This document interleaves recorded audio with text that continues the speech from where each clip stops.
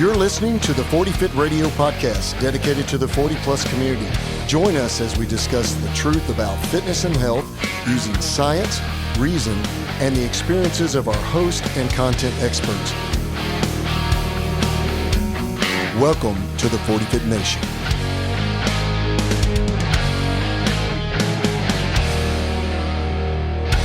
Hey, welcome back to 40 Fit Radio, and welcome back to the 40 Fit Nation.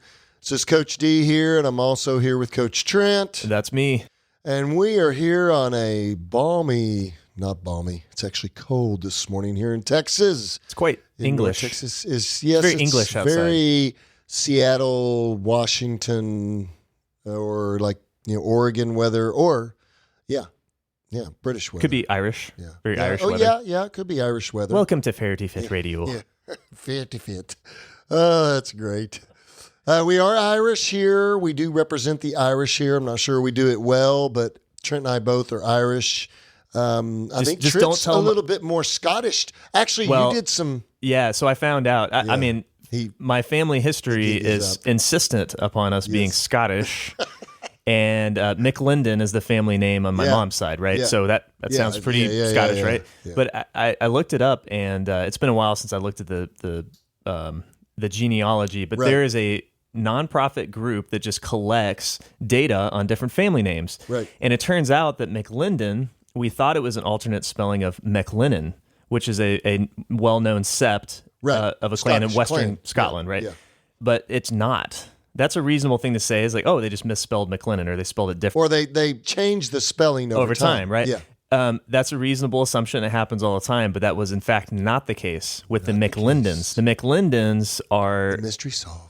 That's the Englishized version of a Gaelic name from a family that's much older, that's from near Ulster. So we're Northern Irish. Yeah, like up near Belfast and up near the Northern Straits. You need to do a DNA test, dude. That'd be fun. Probably do. Yeah. I'm not sure how accurate all that stuff is. I guess it's accurate, but close enough. Yeah, I tested me like 40 some odd % Irish, and I knew I was Irish. You just look at me, but yeah. So what they do with the DNA, or not with the DNA, but with the family name, project. What was it called? It's called the Y-DNA project, something like that.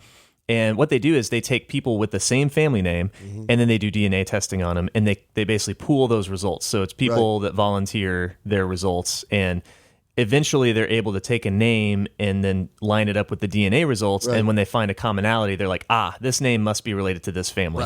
Right. Yeah, they just connect the dots, basically. Right. It's cool. Right. It's cool stuff. So, and it has nothing to do with what we're talking about today. That's right. But that's how we roll. So, but we're talking about putting the pieces together today, and we're talking about basic needed equipment for barbell training, or really even more broadly, fitness training or doing your exercise program. Because I don't want to just talk about barbell training. We've had several questions about, when we put the call to action out, about what equipment is good to have or is needed, necessary to have to be able to train. And I'm notorious about this. I hate this about my personality, but it is who I am. I is who I is. And this is just the way I roll. When I do something, and I do it for the first time, even the first time of being in a gym, or let's say I'm going to go to a shooting event, or I'm going to go to do something that's kind of a sport or a hobby or something else. I hate to admit it, I have to have the good equipment stuff. Yeah, so like... I'm terrible that way. 12 years ago, you tried CrossFit, and you're like, well... I clearly got to go own a gym. Yeah, right? exactly. I'll just buy the gym. Well, I mean, a buddy of mine, he's a great mountain bike rider, and he's great. He has full suspension bike and everything.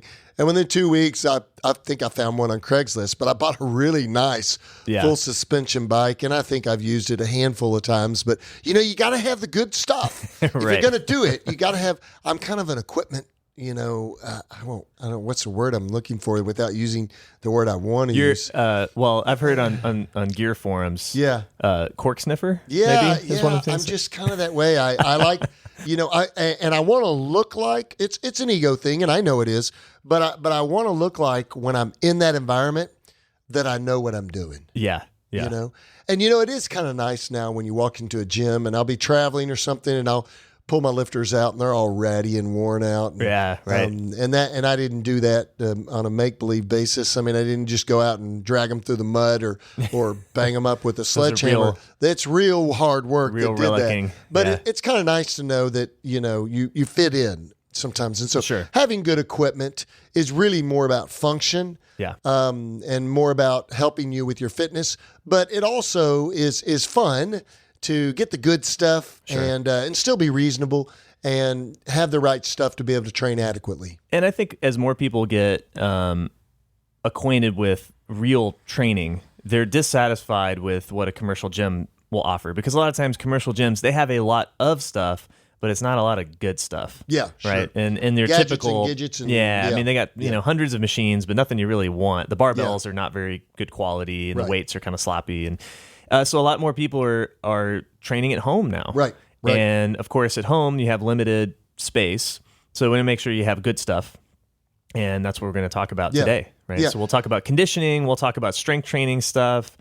We'll talk about some kind of accessory stuff you might want to have around for conditioning circuits, that kind of thing. Right. So let's first talk about, conceptually, a client comes to us and they say, I'm going to have a home gym and I want to do this at home, but I want to get some coaching, maybe some remote coaching or some one-on-one sessions, but I'm mostly going to be training on my own.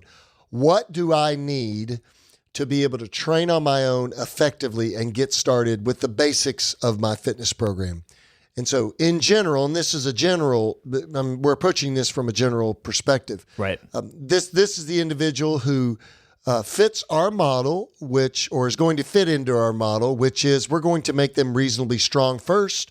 So our priority to start with are the equipment pieces that will enhance their strength, that will help them get stronger. So that means we have to have load, we have to have weights, we have to have several different devices or pieces that will help them get stronger. But we have a guy that we're getting ready to start this with very soon, and we've been having this same conversation about what he needs. And he's, by the way, Trent, he's building his gym and getting his gym together. All right, and good. He's on a trip right now. We'll be back in about a week, and Trent and I are going to do a podcast and some video work and start a guy that you guys are going to really want to follow. It's going to be fun. He's a 40-fig guy, and it's going to be a fun story. So, but we're doing the same thing with him. So the first things first, someone comes to us and said, I'm going to do a home gym. Well, if they're going to do barbell training, the first thing they're going to need is a barbell and a rack. That's right. Yeah. Barbell, rack, and weights. So let's talk about that. Yeah. So the rack is like the core of the gym. And you want to get a good rack because if you're smart about the way you purchase your rack, then you can do a ton of stuff with it beyond just the barbell lifts. Yeah, right. Yeah, you can expand it. I'll tell you, at home, I get to train up here at the gym, obviously, but my wife trains mostly at home, and sometimes I do too. And we have stuck a rack in a tiny little 8-foot. Well, it's a 10-foot by 10-foot bedroom. Yeah.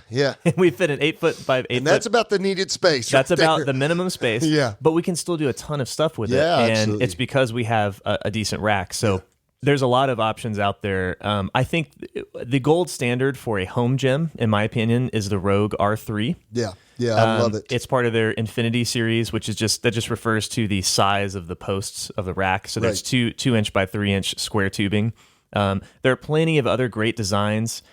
Titan makes a copy, like an exact copy of the R3 for about half the cost. I'm sure it's fine.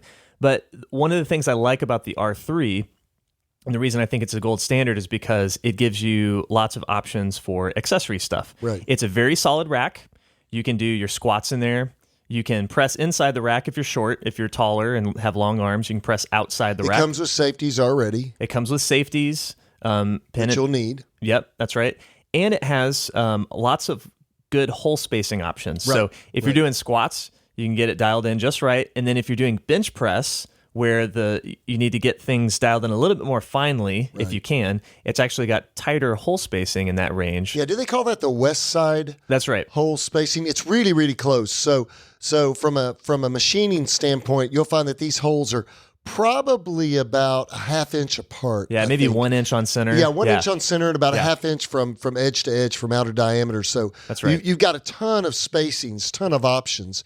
So someone with a little bit shorter arms, a little bit longer arms, or taller or shorter. If you're lots of variability. You're benching alone at home. You can get those safeties set perfectly. Exactly. And you can also get the hook set just right so that you're not having to take a mile out of the rack just to unrack the bar. So this rack will generally come with, on the basic model, the R3, and we're not promoting Rogue because we're sponsored by Rogue or anything. No. By the way, all of our racks in the gym are Rogue, and we didn't get a dime off the regular merchandise price. So we paid full price. Yeah. But we believe in their product, but Titan is a good, much lower priced model. There's several equipment companies and manufacturers out there. But I would say this, if the cost of the rack or the equipment is keeping you from getting started, get what you can afford to start with. Yeah. And if you really buy into it and you really enjoy doing it, then you can upgrade over time and you can sell your equipment on Craigslist or Facebook Marketplace or something else. But the R3 will come with the rack. It'll come with, at the top, also a pull-up bar. That's right. Yep. Which is built for stability for the rack, but also good for pull-ups so that you can do chins or pull-ups. You can also attach equipment to that later. You can attach things to that later. It'll also come with 2 safeties that are going to be needed, and then it'll come with 2 J-hooks. And the J-hooks are the hooks that your barbell sets on when you're doing your barbell weight sets. So. And the other feature it has that more and more racks nowadays I see them have this built in, which is really great, is the feet of the rack have holes in them so that you can attach it to a platform. Right. You can bolt it into concrete if that's an option for you, but most people are going to build some sort of platform to absorb any weights that are dropped on the ground, like a deadlift or power clean or something. And you can bolt or screw the rack in there, and that's great because if you want to do chin-ups, especially if you're over 200-pound guy and you're trying to do chin-ups on a rack that is not bolted to the ground, it might scoot around. Well, and the nice thing about the R3 too is there's lots of options there. If you don't bolt it to the ground, the bottoms are flanged. They are, meaning that they kind of expand out, so you have a bigger footer than the upright support is. There's a bigger footing on the bottom of it, so it gives you more stability. And you can always get plate storage on the rack and weight the rack down so that the rack weighs more weight and it's more stable. They make plate storage. They're pins, basically, that come off the back of the rack or the front of the rack, wherever you want to put them. Yeah. So that's you beat me to it. That's the other thing about the rack that I like is that, again, if you're working in a small space and you don't have room for a separate plate tree, then you can, to your point, you can buy pins that come across. They basically go outward. They flange outward from the sides of the rack, and you can store your plates there. So it's a nice, compact, tight setup. It's got everything you need. Down the road, if you want to do, let's say, you'd like to do some more accessory work and you want to add in dips to your program, you can get a pair of dip bars that attach to the rack. You can get, you can get the lat pull down attachment. That's a pulley system for lat pull downs. It's rudimentary, but it works fantastic. Right. You can get the lat pull down system. You can get, you can attach a landmine barbell to it, so you can do landmines and T-bar rows and stuff like that. Like you said, dips. You can also attach rings to it, so you could do ring rows. You can do all this accessory work later down the road. But the rack is the infrastructure that most of your training is going to be centered around when it comes to handling loads. So you'll squat inside the rack, you'll bench inside the rack, you'll press inside the rack, and you'll deadlift. You could deadlift inside the rack too, but you'll deadlift outside of the rack most of the time. Yeah, you can do rack pulls in there. If you're taller, if you're really tall, let's say you're over 6'2", 6'3", kind of, up over 6 foot tall, you need to make sure you get the right height of the rack, because I think Rogue has 3 different height options. That's right. On these racks. So make sure that you get a rack that's tall enough so that when you grab the chin-up bar or the upright bar up top, the support, horizontal support, your feet are off the floor. Yeah. So. So I mean that's one thing to think about is if you have the budget, then look at a rack that has these types of expansion options, right? I've seen some older racks that are that don't have the same amount of hole spaces to add additional equipment, that don't have the chin-up bar across the top. And those are fine if you just want to do basic barbell training, but you're going to have to add more stuff later if you want to do other types of exercises. So just keep an eye on the future there. And like I said, if Rogue's not in the cards, Titan makes a great one.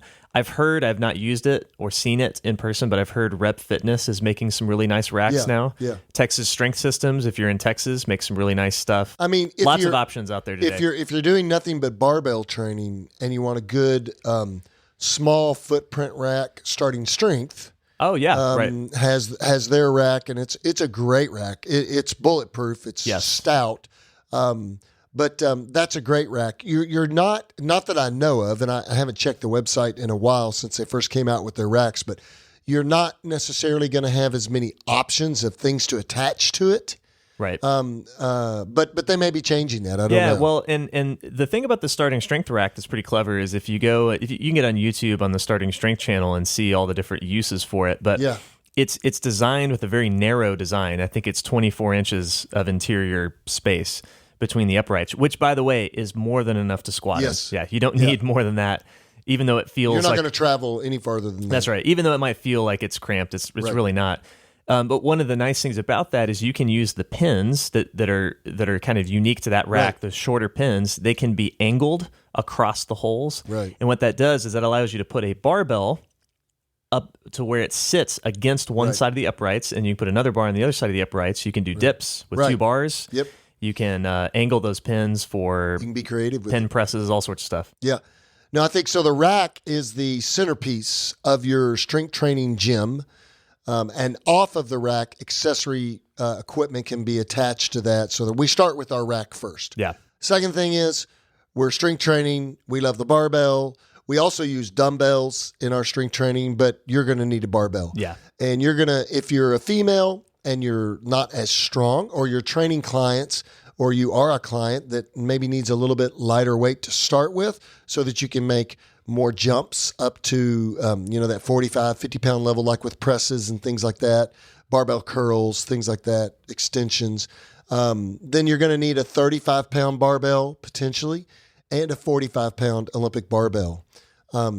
Again, Rogue offers the BNR bar, which is a fantastic bar. So we've got here in the gym. 2.0 bar. Yep. They have the beater bars. They have the Ohio bar. There's a lot of different bar options.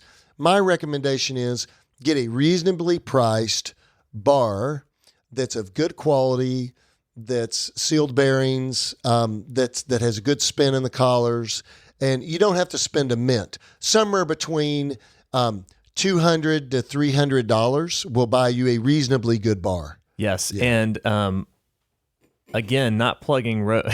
I hate to plug Rogue so much because you know what? They're great. Yeah, they've really revolutionized this field where you can buy, regular people can buy stuff, good quality stuff.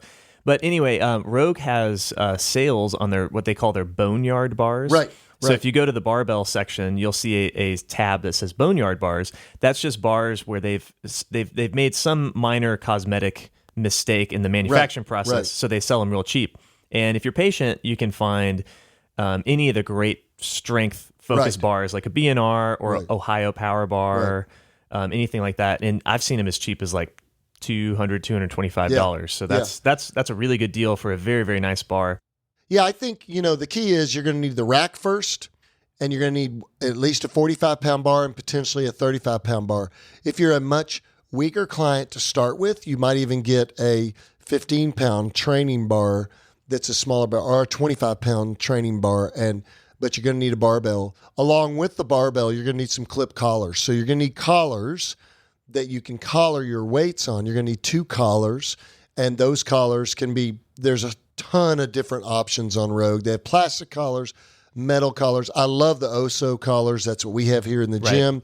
They're actually Rogue OEM. I think they have the Rogue name on them. Yeah. But it's an Oso collar, I believe, manufactured wise. But have a good set of collars. Remember, the only lift that you don't collar is the bench press. Yep, that's right. We never collar the bench press for safety, but you're going to need a set of collars. So rack, barbell, collars, and then the all needed and mostly important plates. That's so right. we're going to need plates. Yep. And I have a question about this all the time. People give me questions all the time. What kind of plates? Should I buy bumper plates, which are the big plastic plates that are a little thicker? Should I buy cast plates, steel plates, iron plates? What should I buy? I would have a tendency for functionality to buy metal plates because you can get more plates on the bar. And then if I thought I was going to do some things like power cleans or some Olympic lifting with them, or I might even do a conditioning workout where I'm doing power cleans or thrusters or something like that, then I would buy a small weight set of the bumper plates, of the plastic plates, where I could, let them hit the ground a little bit harder. Never drop the bar from overhead or something stupid like that. Also, finish your deadlifts. When you pull a deadlift, don't drop it to the floor. That is not a full rep. That's a half rep. That's right. So finish your deadlift, CrossFitters and everybody else out there who do this. I can't tell you how many times I've seen it in gyms where people, they're pulling a heavy single and they pull the bar up to full extension and then they drop the bar from the top. Don't do that. That's stupid. So you're going to need some plates. And my recommendation is to start out with more weight than you think's necessary, because you'll build up to it. So. Yeah, if you're male, you're going to need 4 pairs of 45 plates, and then a pair of each of the other denomination of plates. Preferably 2 pairs of 10s, because there are a couple of combinations that are difficult to make if you don't have more 10s. So yeah, I would probably say for most trainees, males and females alike, especially if you're going to have both genders training on the rig, get 3 pairs of 45s.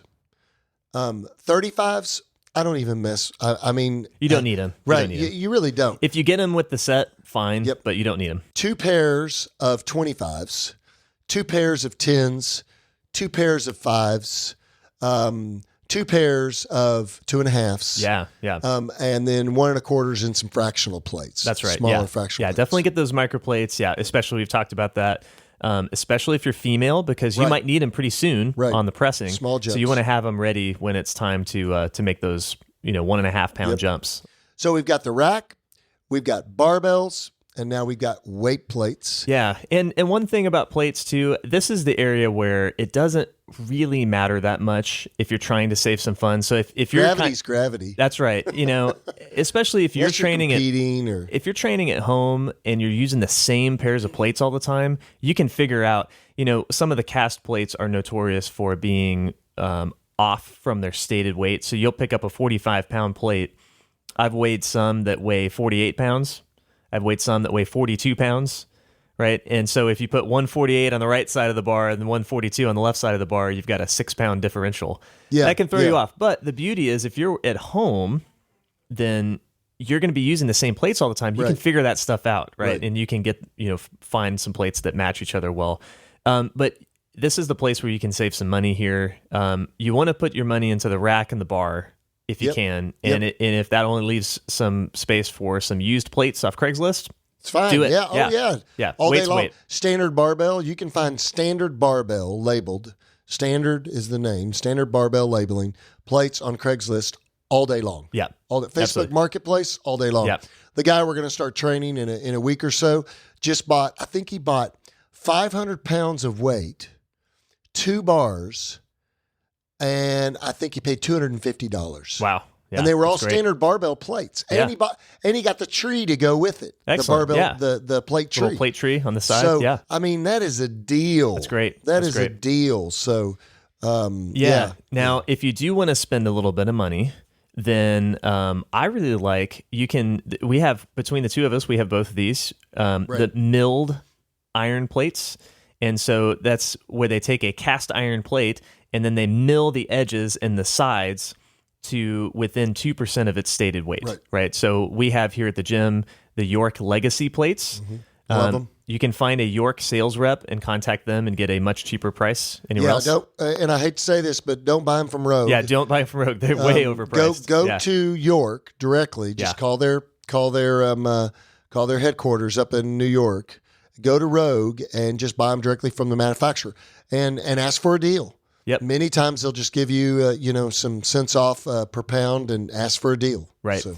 Those are really nice plates. I like them a lot. I'm really a big fan of the Rogue machined plates as well. Yeah, they're nice. They're very nice. They have a nice tight fit on the bar. They're deep dish. They're easy to grip. Yeah, so those are great. If you can find some old vintage York stuff, that's great too. Yeah, that's fun. So, but yeah, save your money there if you need to. Right. Okay. Right. All right. You just want gravity. You want some load on there. So we've got the rack, we've got barbells, we've got clips, and we've got plates. Right. And so we've got to add to that so that we can get our compound lifts done.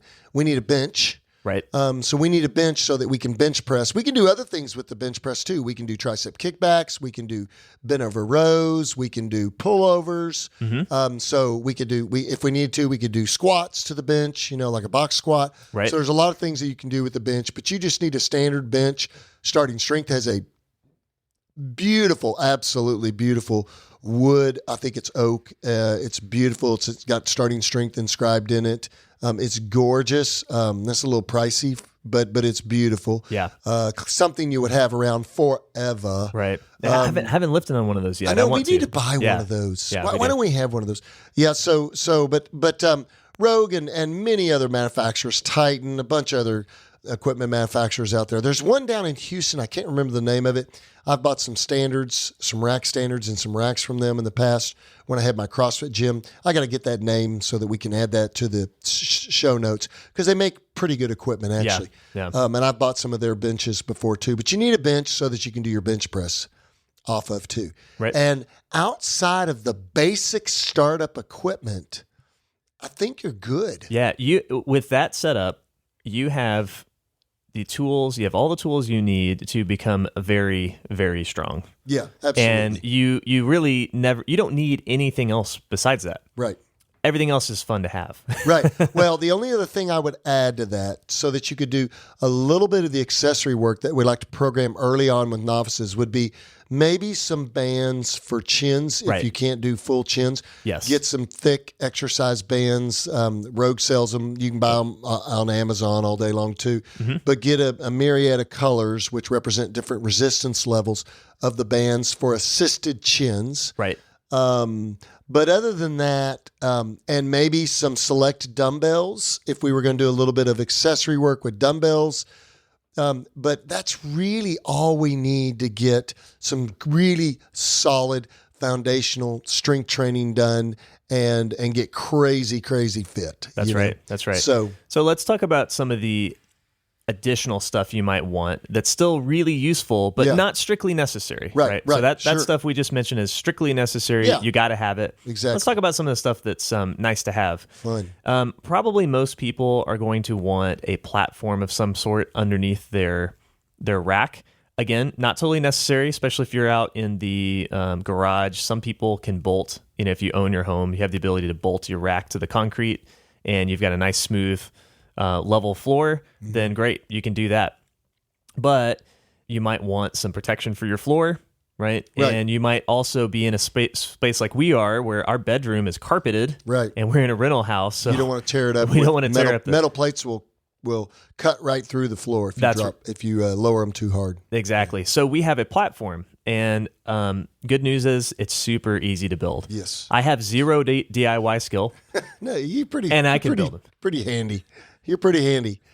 Yeah, I mean, and you can go online. There are several YouTube videos showing how to build an Olympic weightlifting platform or a squat platform. It's very simple. It's a handful of plywood pieces. It's 1, 2, 3, 4, 5 pieces of plywood, a rubber mat from Tractor Supply or one of your local ag supplies, some screws, some glue, a little bit of varnish, and you are good to go, ready to rock. Yeah. And so it's not hard to do.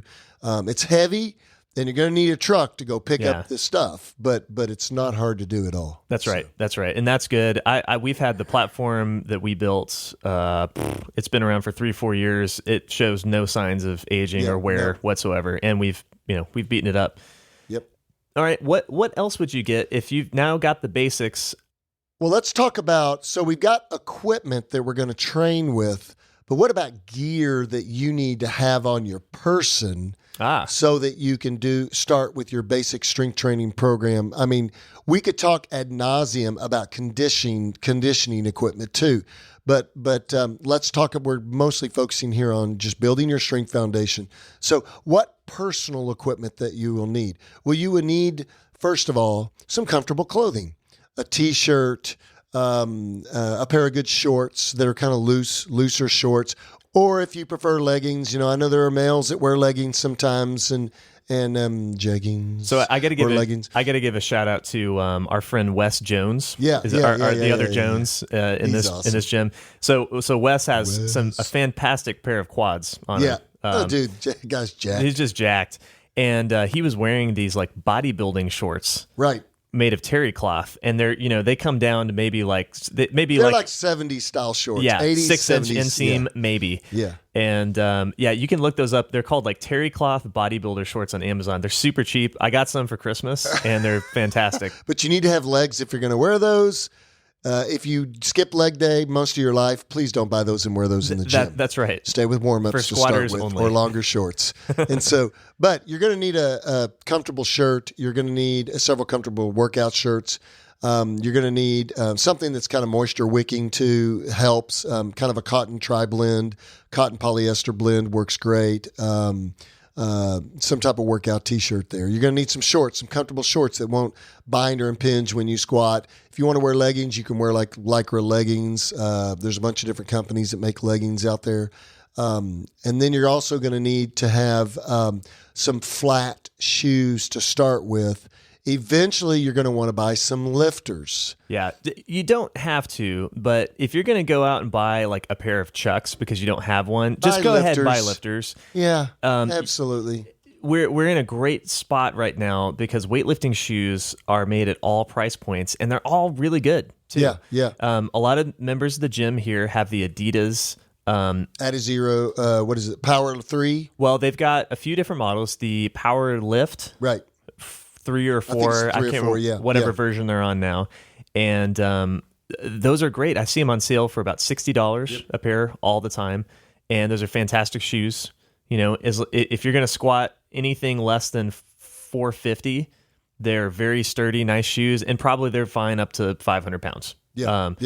And those are not going to break the bank. Nike also makes some great shoes that are higher end. Adidas makes a higher end model as well. Do-Wins are cheap. They're about $100. Reeboks makes a model. I mean, with the advent of CrossFit and what it did with Olympic weightlifting, lifting shoes are much more readily available. And here's the reason why you want a lifter. Yeah. Number one, it has a rigid sole. It has a hard heel and has an elevated heel, which helps with some of the mechanics of squatting, mostly squatting. Some people don't lift in lifters in their deadlifts, or they pull all their warm-up sets and their normal working sets with shoes, and then when they go to competitions, sometimes they'll wear just flat slippers because you do have to wear some type of shoe wear on a platform. But mostly squatting, you're going to want the lifters and doing some of the other lifts. It just gives you a strong foundation. They also have a metatarsal strap over the front of them, really good lacing and metatarsal strap, and so they're kind of rigid. They lock your forefoot in, the front of your foot in, and they basically give you a stable base of support. So lifters are great.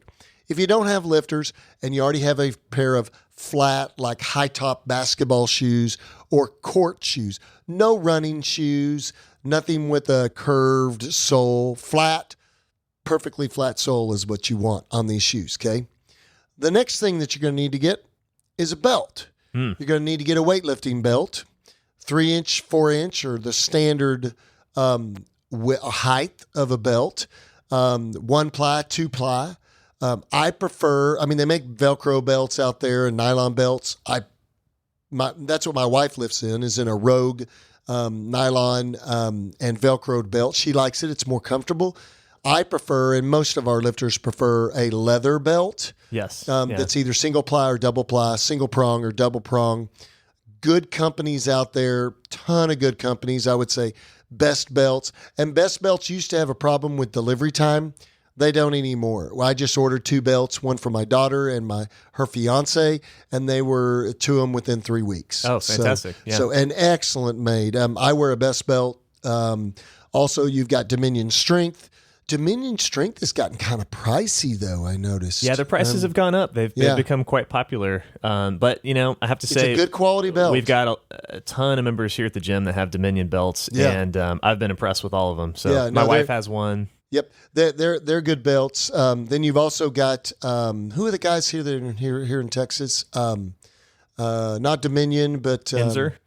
No, but Inzer's another company. Inzer's a little bit more mass production. Big, well known in the powerlifting world. Right. Rogue makes a leather belt. Yeah. Pioneer is a good Pioneer. Yeah. Pioneer's yeah, a there we company go. that's here in Texas. Yeah. Yeah. Oh, I didn't realize they're in Texas. Yeah, okay. they're here in Texas. Pioneer makes some good belts. I have a Pioneer belt. Right. It's not quite as, it doesn't have the center stitching, so it's a little bit floppier belt, flexible. A little bit more flexible, which can be a good thing on deadlifts. Yeah. If you are generally taller in the trunk, taller through the waist in the trunk, you're probably going to want a 4-inch belt. If you're an average height through the trunk, average size through the trunk, a 3-inch belt will suit you just fine. Sometimes what lifters will do is they'll squat in a 4 and they'll deadlift in a 3 because the deadlift requires you bend over at the trunk a little bit more. So some lifters will do that. Plus you put a belt on the deadlift a little bit higher on your trunk. And so the 3 can be a little bit more comfortable. I lift in a 3 for everything and it works just fine. I have an average size height trunk. I lift in a 4 for everything.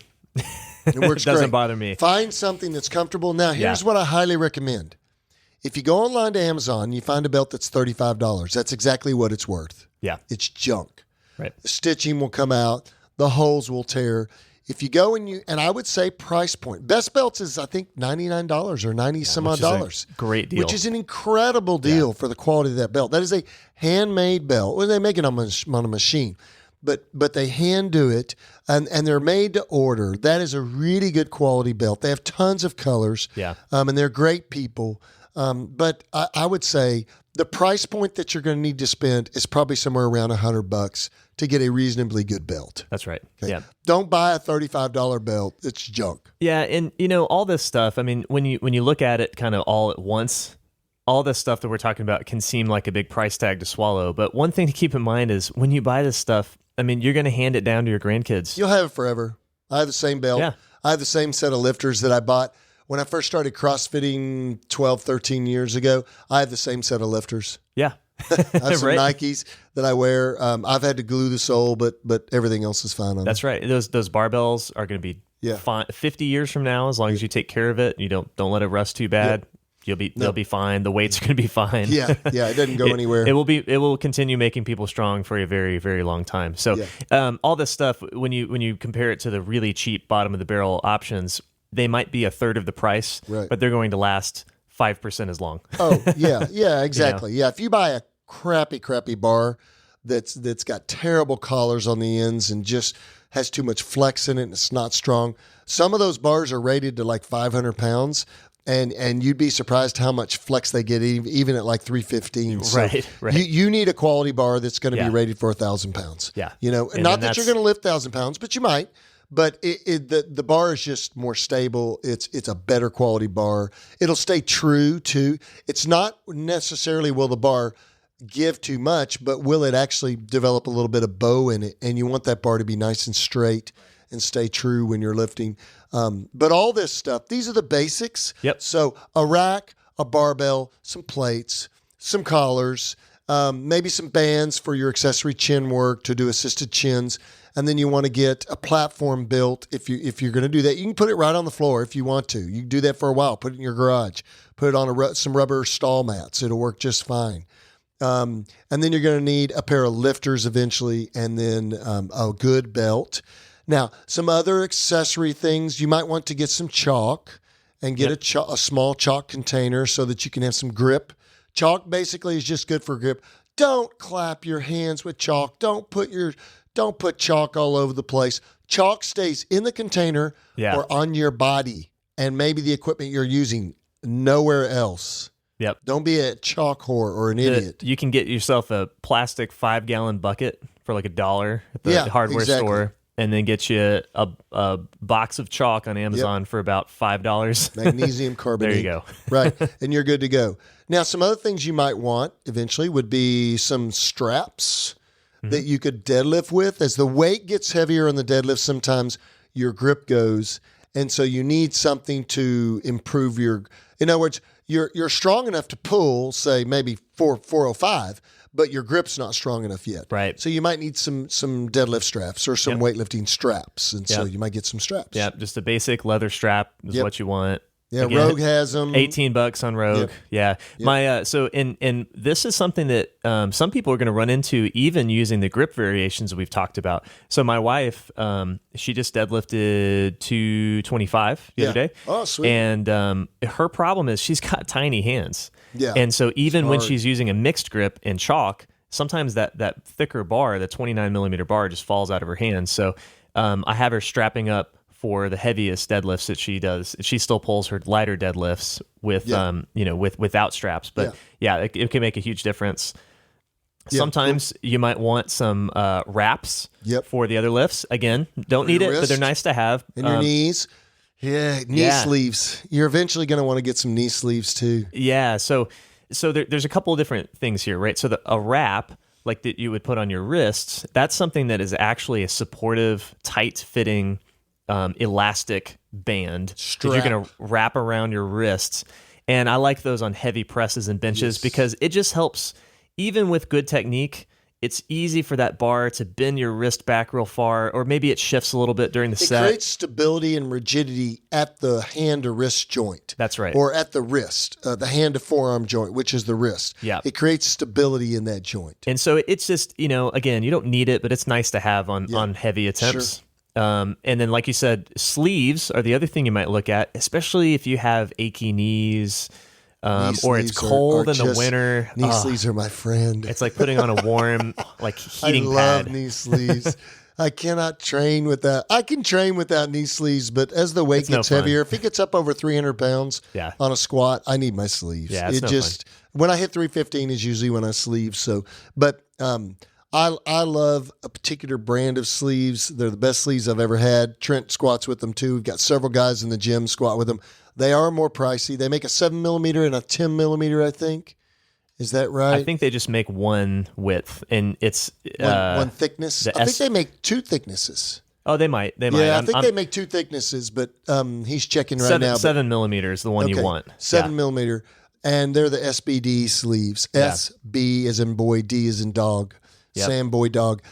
It's just the bomb. Those at the bottom of the squat, you feel lots of compression around your knee joints. It gets your knees hot and sweaty, which is gross, I know, and the sleeves are just reeking, but they're wonderful, though, to support your knees and give you a little bounce out of the bottom and just keep your knees nice and warm for the old guy joints. And we are some old guys, so and old ladies. So it really helps. I'll have some people that have creaky elbows on the presses, get some elbow sleeves. Yeah, sure. And if you're just a mastodon, you're just an enormous dude, you can wear knee sleeves on your elbows. Yeah, monster. Thor Bjornsson. Yeah, so I love sleeves, though. Sleeves are great. Also, there are other brands out there, a lot of other good brands out there for knee sleeves. Again, you get what you pay for with those, too. Yeah. The Rheaband is another one that's real popular. The blue Ray-Band are great. And you want those thicker ones, the 7 millimeter you want, because I find the thinner neoprene sleeves, they will get your joints warm. Yeah. But they don't have the same kind of supportive effect. Right. And again, it's not like we're putting wraps on our knees. No, it's just a light, not like a powerlifting wrap. Yeah, that's right. It's a light benefit. But the other thing I like about the thicker sleeves is they actually stay on your knee better. Well, the thin ones tend to just slip off. Yeah, and I would say this: if you're using sleeves for conditioning, where you're going to do lunges and you're going to be, your knee's going to be touching the floor, and you just want some support and you want a little bit of knee protection, or you're going to do wall balls, or you're going to do, kettlebell swings, or you're going to do burpees, and you want something on your knees or something like that, then the thinner knee sleeves work just fine. Okay, yeah. But if you're going to, and you don't want to wear the thick knee sleeves for conditioning, especially you get on a rower or an echo, like a bike, assault bike, echo bike, arm bike, Airdyne, right, Schwinn, whatever. The thick knee sleeves will just eventually cut the blood circulation off. So how tight are you wearing yours, man? The rower, no, my knee sleeves are pretty tight. As an aside, I love them. I remember seeing Jordan Stanton. Yeah. He's a fellow starting strength coach, Barbell Logic coach, and owns the USSF. That's right. I saw him lifting, and I'm like, this dude. First of all, he is a massive, jacked dude. Yeah. Real strong lifter, and I swear he was wearing medium knee sleeves. I wear XLs. Well, I wear a large. I wear a large. And but, I mean, it's like I want them tight. Mine are hard to get on and hard to get off, but I love the way they feel. Yeah. And so, so I think we've pretty much covered the basic equipment for strength training. I think this now, if you're going to be doing some conditioning and you're going to be doing some basic conditioning workouts, there's a ton of equipment we could talk about. We could talk about dumbbells. We could talk about kettlebells. We could talk about medicine balls, and Dynamax or Rogue's model of it are probably the best. Dynamax kind of made the medicine ball. Yeah. We can talk about jump ropes. We can talk about boxes. We can talk about sleds. We can talk about a myriad of different pieces. Rowers, Concept 2 rowers. Yeah. Talk about Schwinn Airdynes or the assault bike or the Echo bike or treadmills, or we could go on and on and on and on. But that's all accessory work. If you think you're going to do some more conditioning and you want some advice on what to get, what to avoid, what to look for, or the number one thing I always tell my clients is, what are you really going to use? Yeah. Don't buy a bunch of stuff and stick it in your garage if you're not going to use it. Right. Find one piece of good conditioning equipment and use the heck out of it first. Right. But when it comes to clothing for that, very, very similar to weight training, very, very similar to barbell lifting. The only difference would be shoe wear. You're not going to wear your lifters when you're doing conditioning workouts unless you have some ollie lifts or something like that in the workout, like a CrossFit style. If you were doing a kettlebell power clean workout where you're basically just standing on the ground, you're not doing any jumping or anything necessarily other than your power clean, then I would wear my lifters, because the lifters are going to be great for swinging the bell and the lifters are going to be great for doing the power cleans.